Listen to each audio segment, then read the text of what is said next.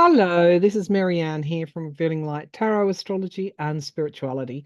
Wherever you are in the world when you're watching, a huge shout out to you. This is for you, Virgo.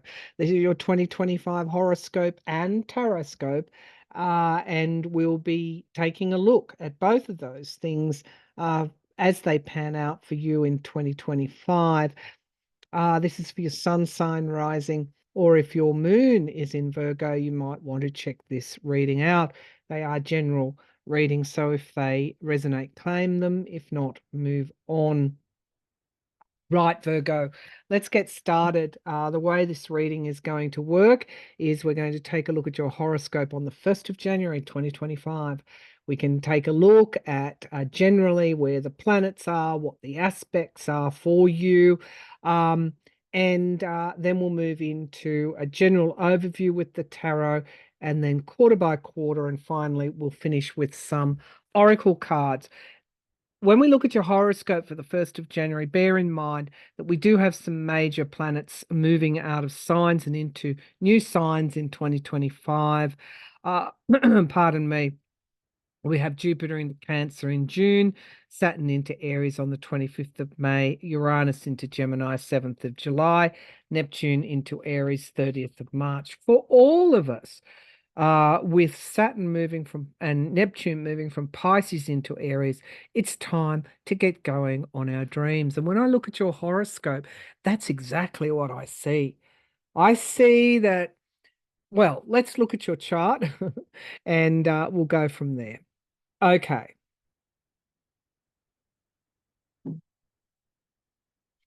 Okay, Virgo. Here we see you here uh, in as of the 1st of January 2025.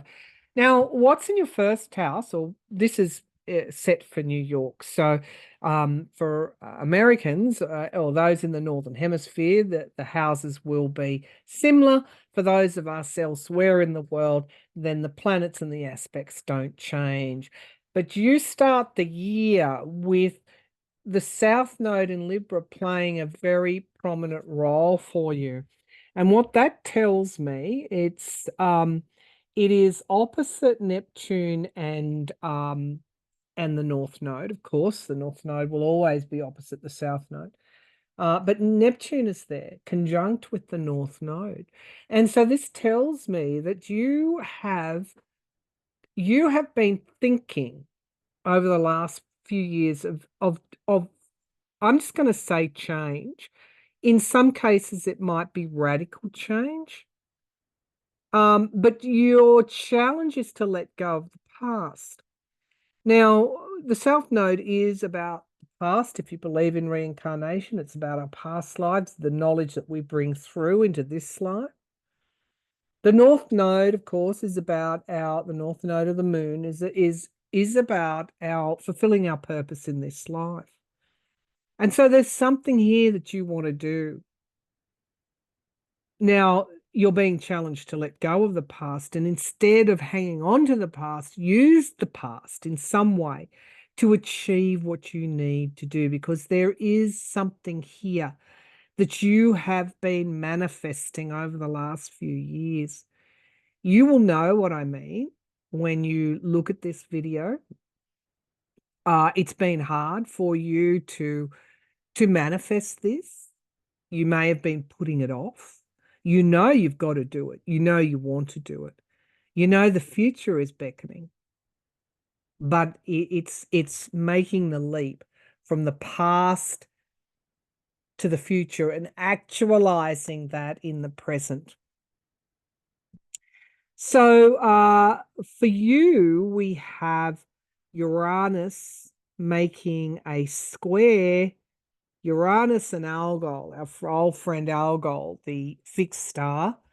Uranus is unexpected change. Algol can be perhaps misfortune in some way because it's associated with Medusa, who of course had her head removed, and of course was abused before that, then she was turned into a gargoyle. So it doesn't sound really, it sounds ominous, doesn't it? However, there's a square here from Uranus change. through to Regulus, which is in your sign at 0 degrees. Now, Regulus is another fixed star, but it's one that we associate with luck. And it is conjunct with Fortuna. Now, why is the square there? It's about putting this together, because that's what a chart is like, an event chart is like. It's like putting the pieces together of the jigsaw. If you can let go of the past, if you can embrace the future and make the changes that you need to change, make the change that you need to do, it will bring an abundance and good fortune into your life. So what's holding you back, Virgo?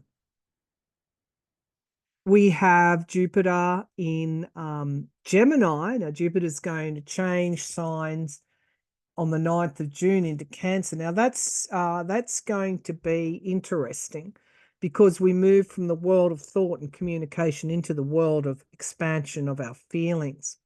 There's an opposition here to the Sun in Capricorn. If you've been holding back because you're insecure about money, money to you is, I mean, you're a worker sign. You're the worker bee of the zodiac. And so money and the way you earn it and what you've earned and what you've created with that money is very important to you. There's a lot of feeling associated with your possessions, what your house, your car, what you've worked hard to get. But that's part of the change. The part that you need to, in order to bring the good fortune in, there's a letting go. And perhaps there's a need for some, if they're thinking of relocating, for example, to let go of the past. You could be letting go of a home that's a family home with a lot of memories associated with it. But as soon as you make that change, you bring a new fortune into your life. Now, we have Mercury in Sagittarius at the beginning of the year, and it is making a trine for all of us to Chiron, the wounded healer, Hygeia, how we become healthy. We become healthy when we heal our wounds. And Eris can be aggression, being uniquely who we are. So there's a trine there from Mercury in Sagittarius over to Regulus in Virgo. And so I think you're gaining wisdom about how your wounded persona, how you've been projecting that, perhaps even onto other people, and how that creates the negativity that is holding you back from that good fortune. And so the more you can get on with your plans for the future and communicating those plans for the future, the more manna from heaven will drop into your lap. It's very clear you have a grand trine here relating to that Regulus and Fortuna in Leo, again, good fortune. Trining Mercury in Sag, trining, figuring it out the wound, and not allowing your wounds to define you. Trining Regulus. Now, again, we have a square to Uranus and Algol. Again, resisting change. And so that's what the thrust of this chart is all about for you. The more you can let go and embrace the future, regardless of whether that's in a practical sense, a spiritual sense, a psychological sense, the more you will usher in good luck, fortune, a new era for you. So we have the Sun and Pallas Athena. She's wisdom and good counsel in Capricorn, money. There is a sextile here to Saturn in Pisces, and the vertex of this chart also in Pisces. Now remember, Saturn is moving into Aries in May. If you are planning major change, which include have a financial aspect, go and get some good counsel. Go and see a financial planner. Go and get the professionals in. If you're relocating, get a real estate agent to look around for something for you. Bring in the expertise. But this is also about making good on your dreams. And Saturn in Pisces, it is about us doing the work. So the first half of the year could be you coming back to that goal or dream. And then the second half of the year, from May onwards, when Saturn moves into Aries, this is the hard work to achieve the dream. So don't let the past hold you back. Now we have Pluto and the Moon here conjunct as we move into the new year in Aquarius. Aquarius is the future. It's innovation. It's about the collective, and there's a trine to your South Node in Libra, the sign of balancing the scales, the we. And so you could be making some sacrifices for the greater good.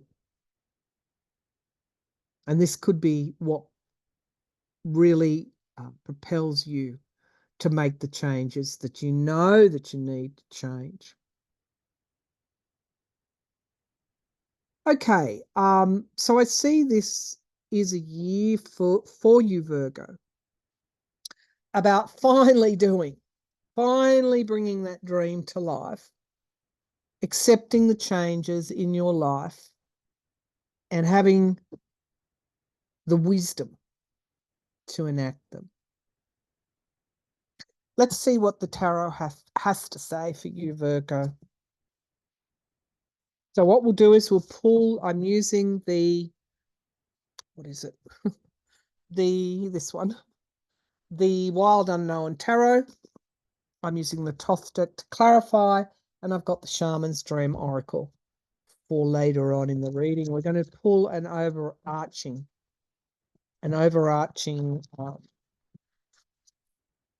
reading for the year for you, and then we'll move into the 4 quarters.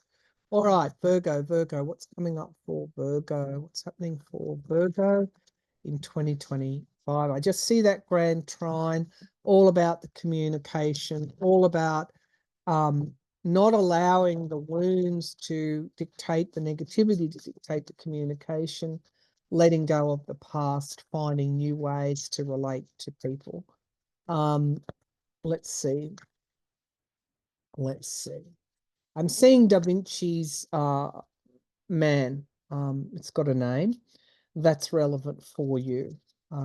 So look that up when we finish this reading and see if you can glean any insights for you. It is about balance as well. Show me what is coming up for Virgo in 2025. Right, so we have the 8 of Wands. There's going to be change. You're going to hear news. There's going to be a swiftness about 2025. And we get the Daughter of Wands. This is about you making change and having the motivation to make the change. This is about setting off on a journey. We have the Strength card here at the foundation of the reading. This is you not being aggressive. Mars in Leo, opposite Pluto and the Moon, is encouraging you to achieve your goals by being less like that, more accommodating, more compromising. Show your true strength.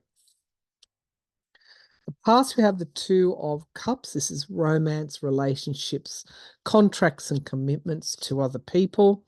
And we have the Five of Cups. Some of you could feel like you've been let down in relationships. It's also about the past, letting go of the past. Can you do that? The Three of Swords can be heartbreak. Can you let go of the heartbreak in the past that's been holding you back? Because once you do, a whole new world opens up to you. That's the challenge. That is shown very clearly in these cards. Now, the Three of Cups, you start the year feeling pretty good, supported, friendships, happiness, celebrations. And then we have the Hanged Man in the environment around. While all of that is going on, while all that feel-good stuff is going on, you're being encouraged to look at things in a different way. And there is a certain sacrifice of yourself as well that's required when we are magnanimous in our feelings. We put the ego on the back burner and we don't allow the ego to interfere in our communications. The Hierophant in the hopes and fears, spiritual connection. You could feel this year a closeness to the universe that you maybe haven't felt for a long, long time. This is about things going right, not wrong. This is about letting go of the past. One thing that Virgos do, and I know because I'm married to one, is that they tend to not hold grudges, but I wouldn't go that far. But they do need to be more flexible because they're perfectionists and they're very productive. They can be a little bit judgmental. And I think you're going to do less of that. And when you do less of that, part of that Regulus fortune, a lot of fortune energy, is to bring you happiness and joy. The Empress card, good fortune. Some of you are coming into money second half of the year. If you are relocating, you might get a good price on your home. There is an abundance coming through here. The Son of Swords can be truth and clarity coming forward. And we get justice, the south node in Libra. This is about being very clear about reality, clear about your role in any drama or issues that you might have, and letting go of all of that. There is no greater, higher service you can do for others than to let go of the ego, let go of judgment, and be magnanimous in your view. And as soon as you do that, the good stuff starts to happen. This is about wisdom, the King of Cups. June. May, June. Watch those months. May, June, July. Look, I think 2025, you're going to get what you want, what you've been dreaming for. But it will take work. The Nine of Wands. Ascension. Manifesting the future and having the motivation and passion to ensure that the future becomes the present. All right, let's take it quarter by quarter, Virgo. Quarter by quarter. Show me quarter by quarter. For Virgo. Show me quarter by quarter, please. So I want January, February, March. It's the first quarter. April, May, June, second quarter. July, August, September. Third quarter, final quarter, October, November, December. Show me the four quarters, please. 4 cards for Virgo in 2024. You start the year with the Eight of Pentacles. Interesting. Money and work is predominantly there for you in the first quarter. The Queen of Cups in the second quarter. This is about realization, can be emotional insight, can be nurturing yourself and nurturing others. We have the Wheel of Fortune in the third quarter. Wow, things are going to, as I said, you must let go of the past because you do bring in that fortune to you. And then the final quarter, it's all sails hoisted. It's the Chariot. It's go, go, go. The Son of Wands making that change, the newness coming through, manifesting that change, and ascension as a result. Interesting. Sometimes the guardrails that we need are the guardrails for ourselves. Well, they're all for ourselves, aren't they? Okay, let's look at quarter by quarter. So you start the year hard at work. This is, skill, learning new skills, gaining skills, working hard. Could even be researching for that dream you want to bring into manifestation. Show me the Eight of Pentacles, please. So we have here the Hierophant. That's the second time Taurus energy, but it's more the universe. It's working with the universe, working with spirit.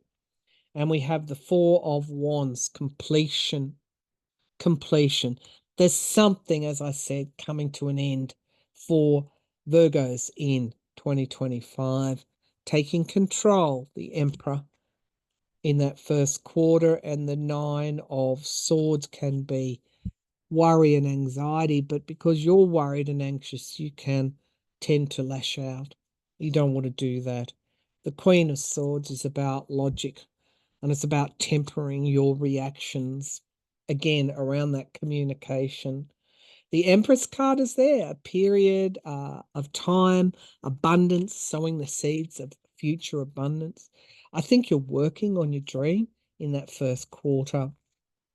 Let's take a look at the Mother of Cups for your second quarter. The Mother of Cups. Mother of Cups. Show me the Mother of Cups, please. Queen of Cups, in other words. This is about nurturing yourself in that second quarter, nurturing others. It can also be things being released, emotions being released. The Mother of Cups. Show me the Mother of Cups, second quarter. So we have here the Knight of Coins, consistency, stability, hard work, and getting the job done. There's your card, the Hermit card. This is about going through that tunnel. The end is in sight. You're inspired by the light of your own wisdom and knowledge. And we get the Eight of Pentacles, prudence again, prudence with money. This is you managing money very well, very ably. And we get the Seven of Cups. Be careful to make the right choices, particularly around money. And then we get success. Looks like you do giving, Six of Pentacles, giving and receiving help. Any debts that you have will be paid off in some way through your hard work by about mid-year. Taking care of yourself. Being prudent, managing your finances well. I think we're all going to have to do that in 2025. Let's take a look at the third quarter. Now here, Regulus, lot of fortune kicks in. The Wheel of Fortune in that third quarter. Show me the Wheel of Fortune, please.